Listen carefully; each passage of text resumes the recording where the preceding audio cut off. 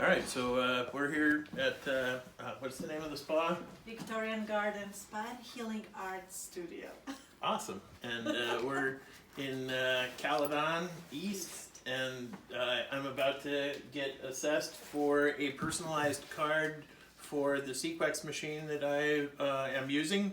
And I'm not even sure quite what she's going to hook this thing up to me, and it's going to do some measurements, and we're probably going to talk about some issues, health problems that I have or whatever, and we'll then the card will come, I guess, in the mail. Cindy's card came in the mail a little while afterwards, and so she's pretty excited about hers is working. And even using the machine so far for a couple weeks now, without a personalized card is definitely making noticeable improvements in my health. So I mean, right away I got on it and it was just like, oh, something's happening, I feel it. And you know, there were good things right away. So I'm pretty pleasantly surprised with what I've experienced so far. So she's gonna, I'm gonna hop on this bed and she's gonna put me up. Closer here, so that's, oh, actually worked. Not bad.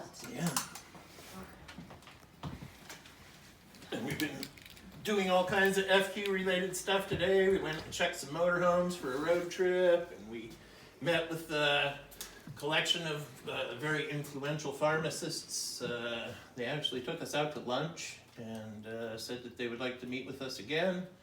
And we are going to discuss with them arranging college level research. One of them we met with today was named Leslie Dan, who the Leslie Dan School of Pharmacology at the University of Toronto, the biggest pharmacology school in the country, is named after him, and he donated $8 million to build the building. And he was one of the founding members of Teva Pharmaceuticals, so you can get an idea of the kind of money he has. And the kind of pull he has. So we're optimistic that's going to play out into something huge. And once they realized that we were there to not to argue with them about things, but to seek their help for what is a very real problem that they recognize. They think it's much rarer than it is, but most of them are quite sympathetic and understanding and respectful of our efforts to try and make a difference.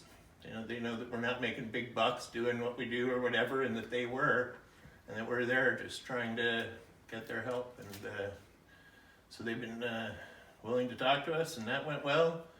And the other thing was to check out motorhomes. We were hoping to get to the Cruise Canada facility, which is right by here.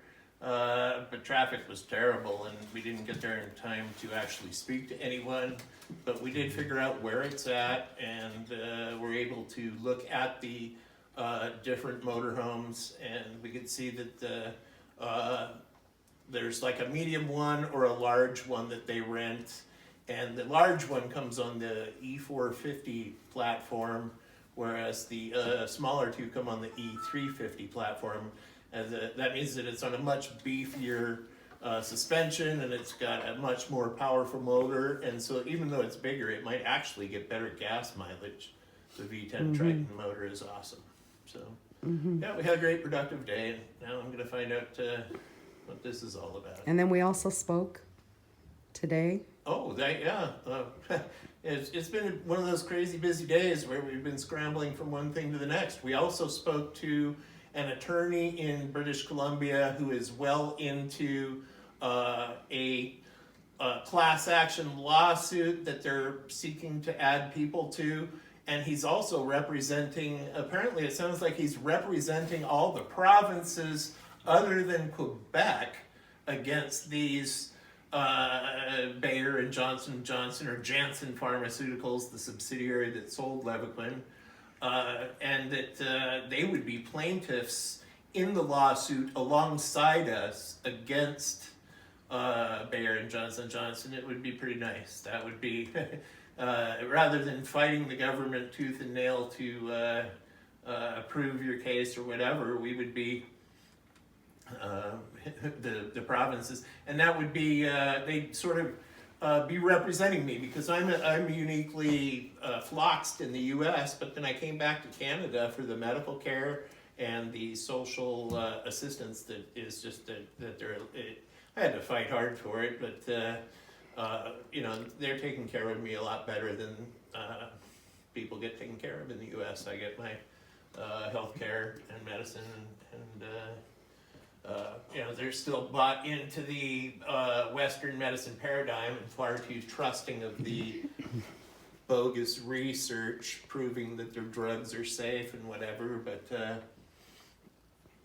I'm noticing with my new dentures that it's harder to talk hanging upside down with the bottom thing flopping out of my mouth. Okay, so I Okay. need to ask a few questions. Okay, do you want me to continue? And one thing that I'm gonna have to ask you to do is to be actually perfectly still. Perfectly still. And we can talk when we're gonna do the test. And I'm gonna run the test first if those electrodes are working. Okay. And I'll have to change to something else. So let's Okay. see. So your age, would you look it up? I'll shut this off now and Age Mm-hmm. 57. 57. I don't know. And do you know height?